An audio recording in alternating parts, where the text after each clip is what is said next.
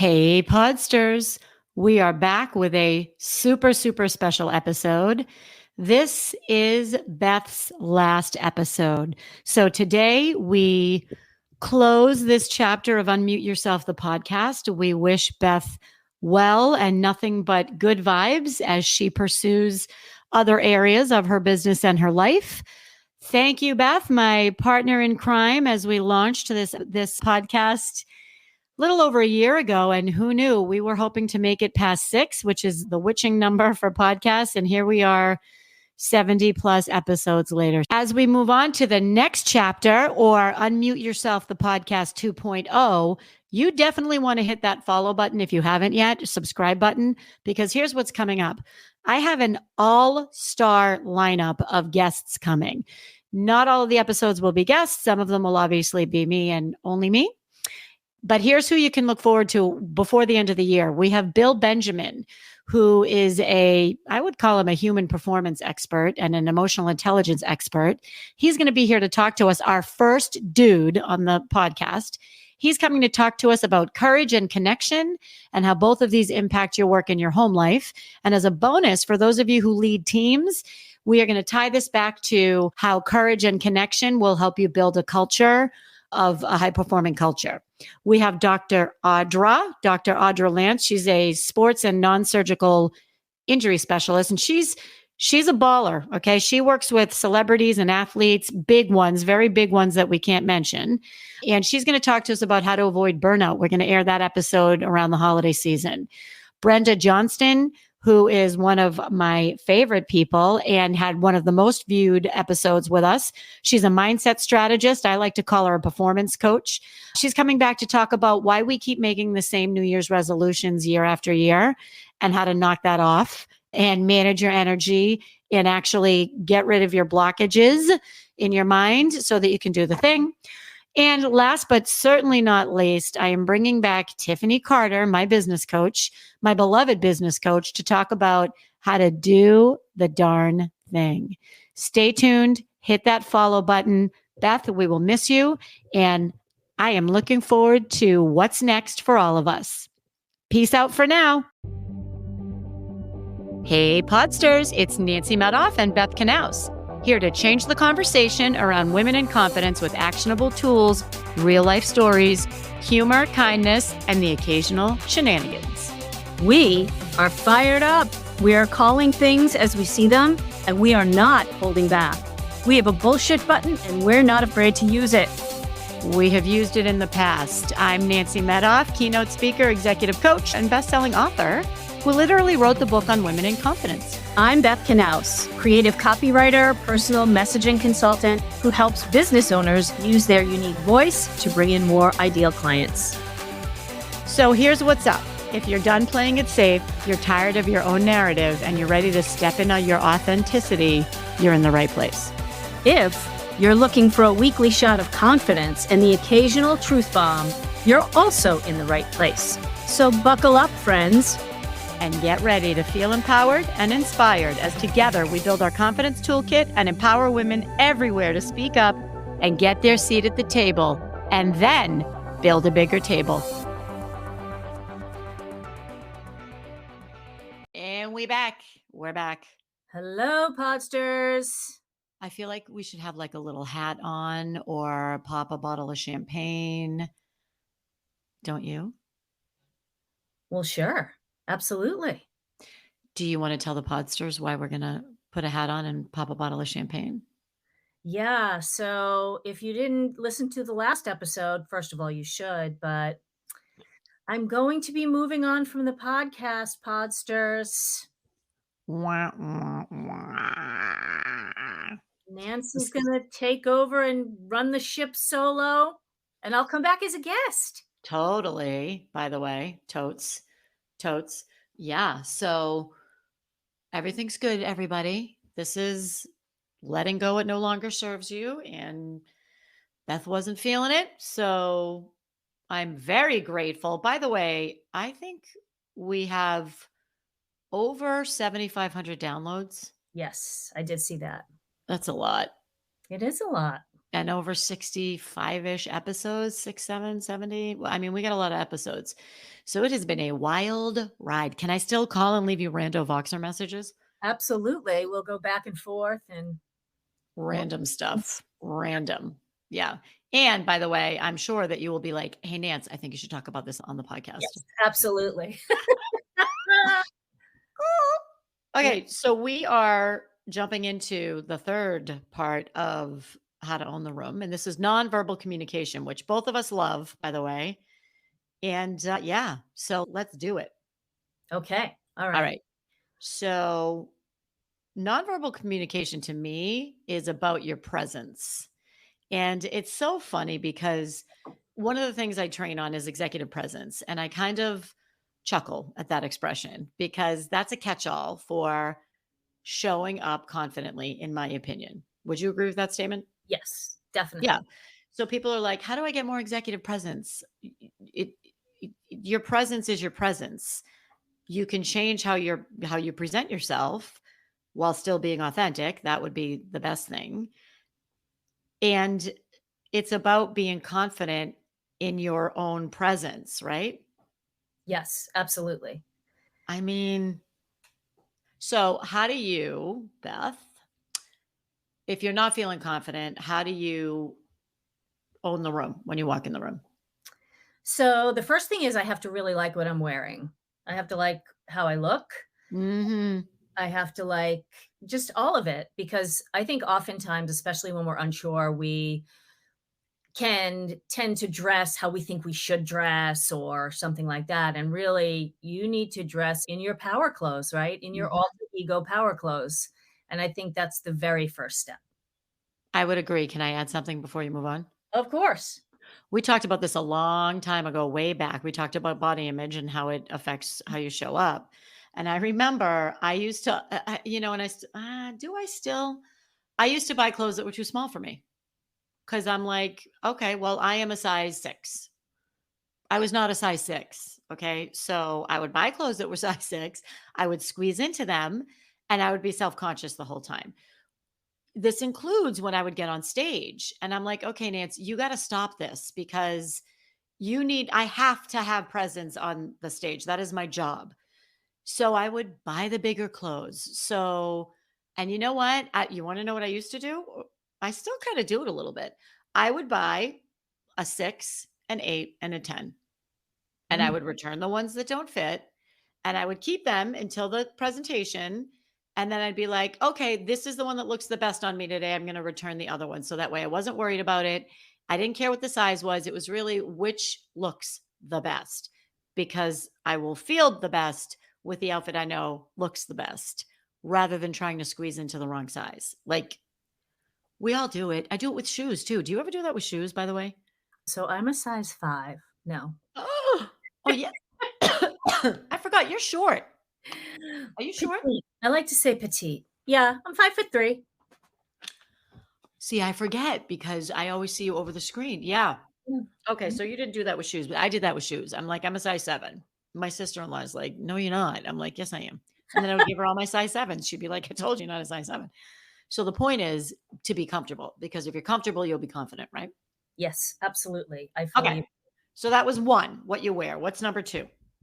So you and I both fully believe in taking up space, but I think it's Mhm. also really important to know what positioning you feel balanced in, right? To really find your center and to know where your feet have to be or how you have to sit in the chair or do your shoulders feel balanced, like all that stuff. Because if you feel off balance and your body's tensing or you're wearing shoes that aren't the right size or the heels are too high, like you just really need to feel grounded, I think, before you deliver any sort of message, no matter how big the group is, whether it's just a meeting room or a one-on-one meeting or I totally agree. Totally agree. I'm getting feedback on my microphone again. A couple of tactical things. One, if you are presenting, even if you're leading a meeting, go check out the room ahead of time. That's like a given. You have to do that because if you walk in and it wasn't what you were expecting, boy, are you screwed. 2, make it your own. So what I say to that is like I've walked into many rooms where the setup has not been great and I have said because I came from banquets. I was in banquets for many years. I've said, I think we have enough time to change this, this, and this. Can we change it? And let's say I'm wearing a skirt and it's a chair, a low chair. I'll say, I can't do that. We need a stool, or, whatever the case may be if I'm on stage. Right. Or I'll wear pants knowing that I don't know what's going to be part of, if I'm on a panel. Same thing with if you are leading a meeting and you don't like the way the meeting room is set up, change it. And if you can't change it, get there and walk through it so that you can adapt to it. You have to be comfortable. Right.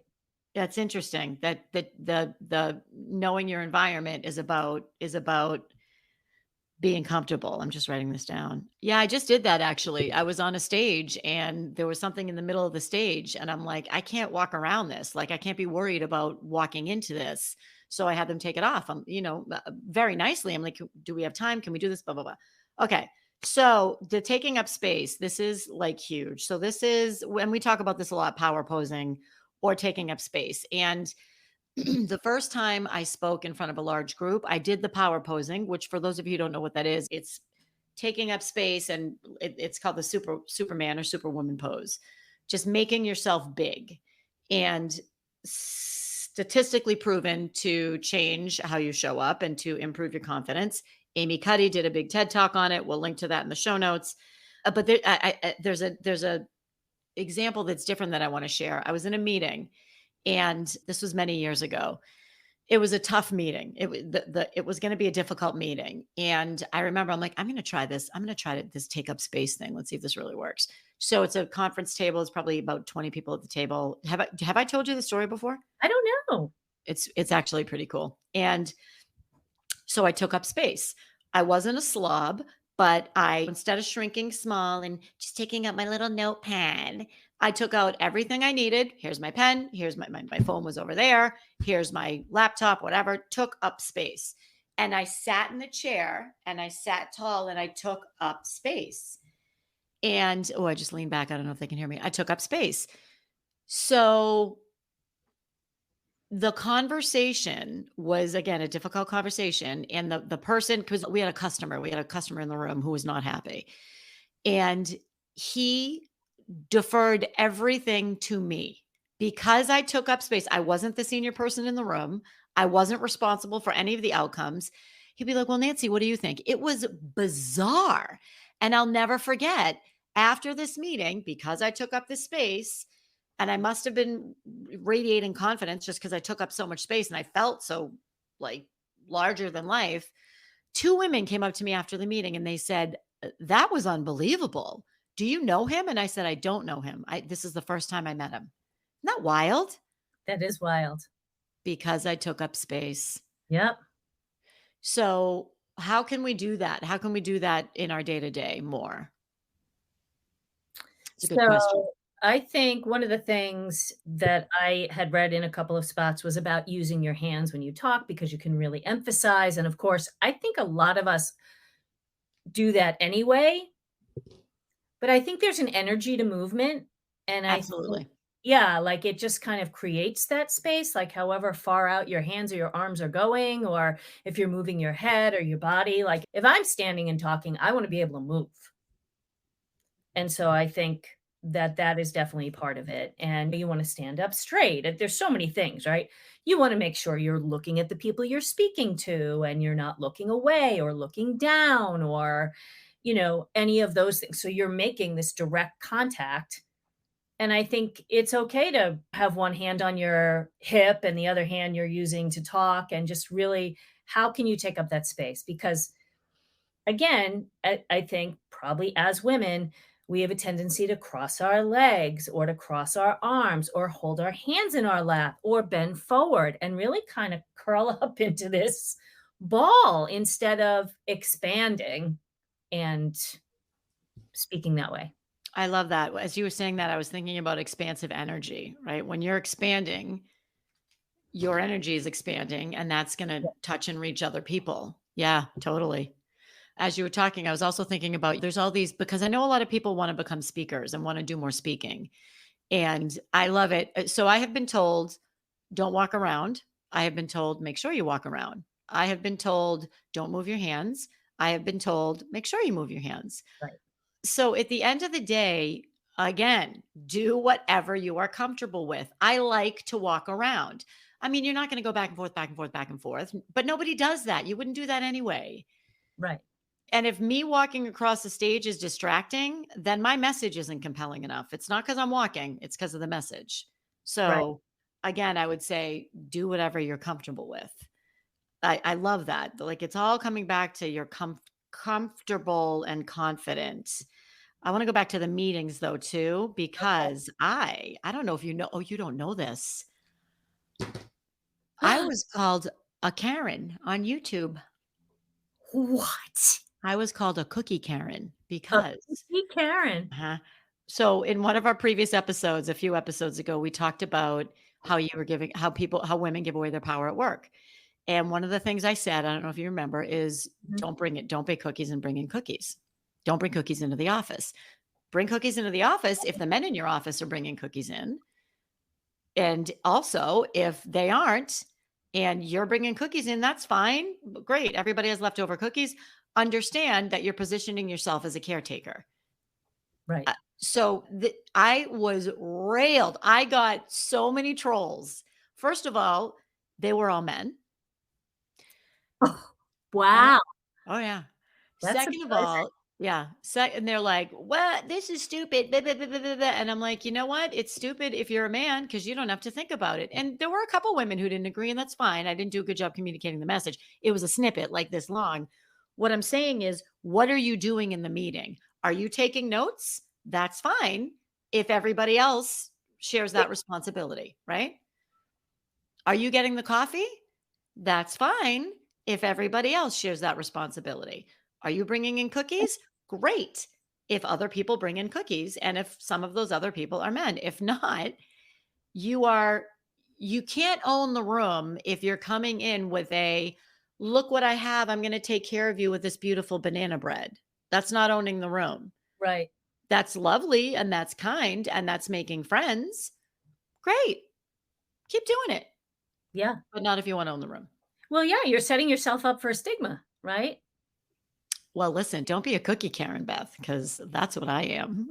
You are is that what they called you? A cookie Karen. A cookie Karen. Yeah. I left that up there because I thought it was actually really funny.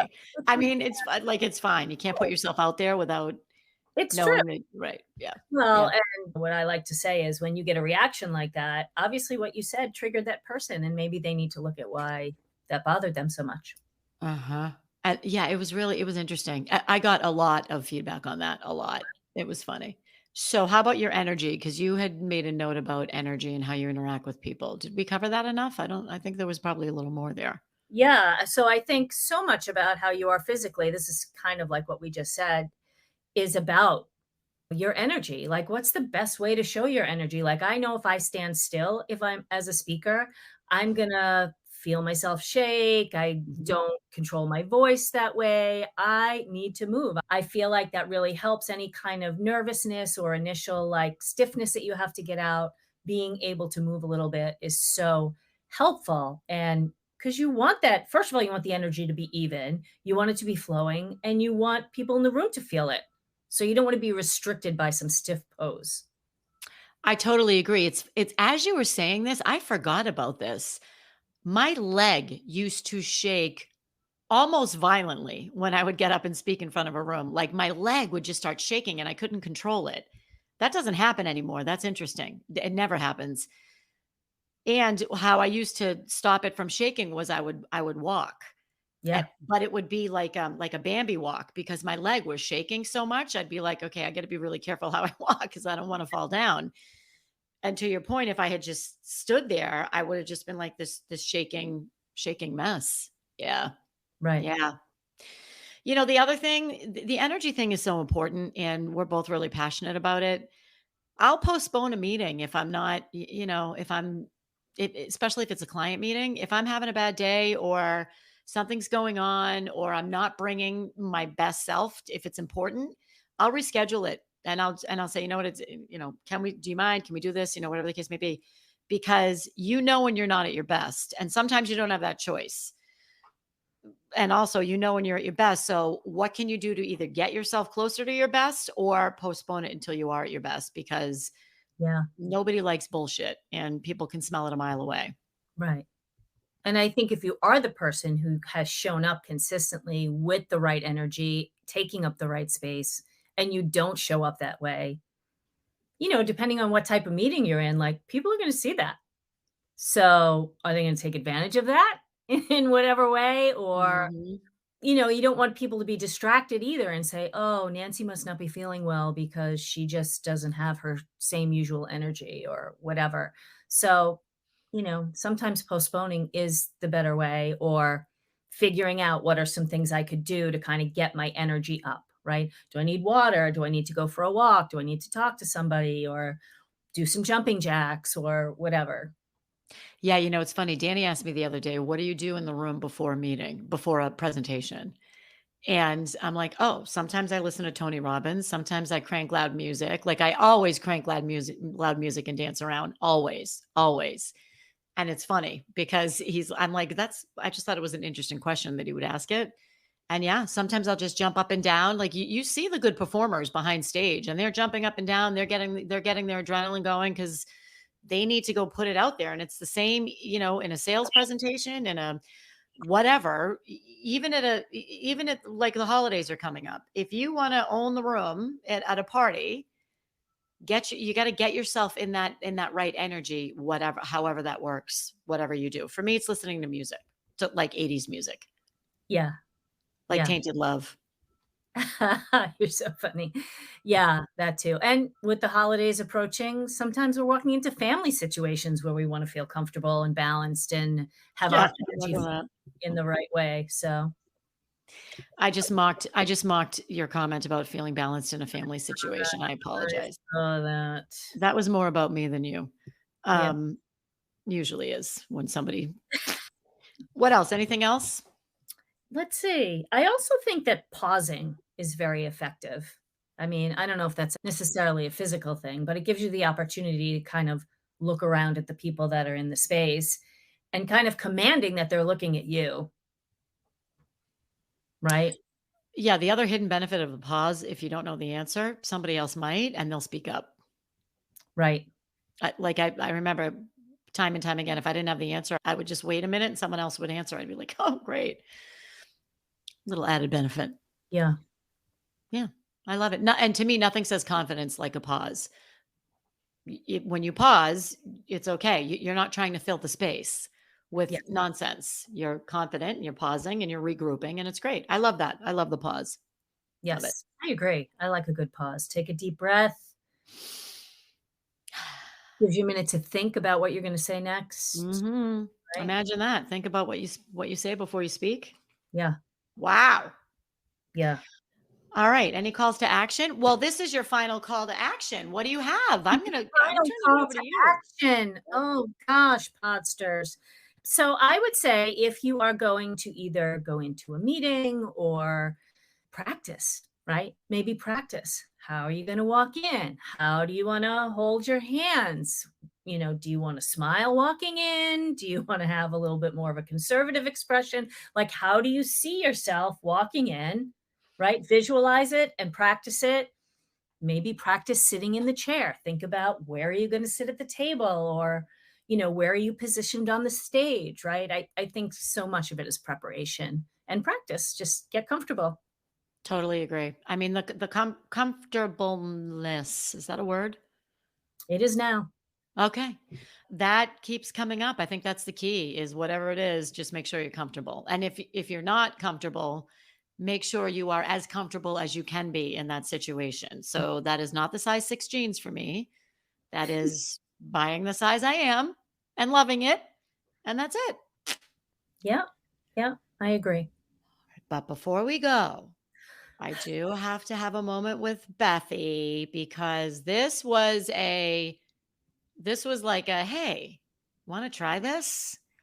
And it was quite the run. I think we affected a ton of lives Yes. together. Yep. Yep. Just an idea one day that got tossed around, and here we Tossed are. around, and here we are. So Beth will be back as a guest Definitely. speaker, 100%. I will continue to leave her Voxers random in the middle of the day. And I'm going to let you do the peace out, Beth. All right. Podsters, peace out.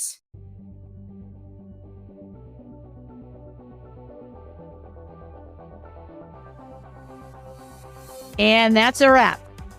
Podsters, we know that you found value in this episode, even if it was one little nugget. And we thank you for listening. So if you found value, please share it with a friend or two or many if you'd like, and send us some feedback about the topics that you want to hear about, episodes that resonated with you, anything. We love to be connected to our Podsters. We love it more than anything. Peace out. Hit that follow button. See you next week.